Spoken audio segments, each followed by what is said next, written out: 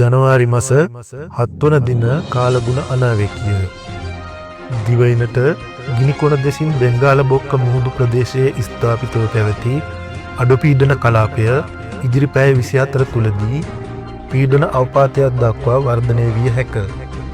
මෙම පද්ධතිය බටහිරට බරව වයඹ දෙසට ගමන් කරමින් දිවයිනේ නැගෙනහිර වෙරළ දෙසට ළඟා වනු ඇතැයි අපේක්ෂා කෙරේ.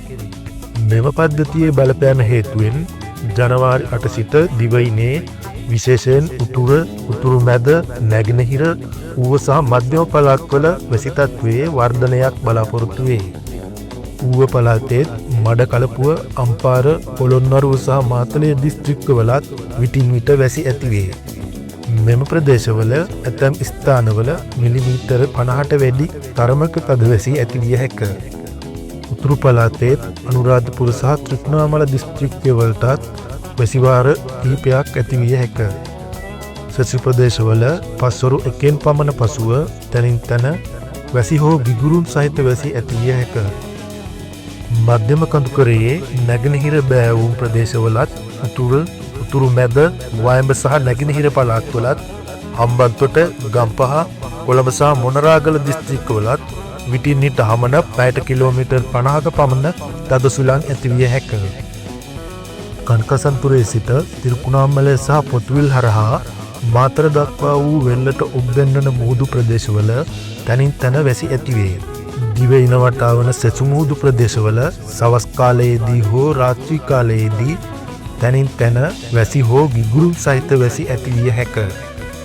සුළං ඊසාන දෙසින් හමා එන අතර සුළඟේ වේගය පැයට කිලෝමීටර් 30ක් 40ක් පමණ වේ.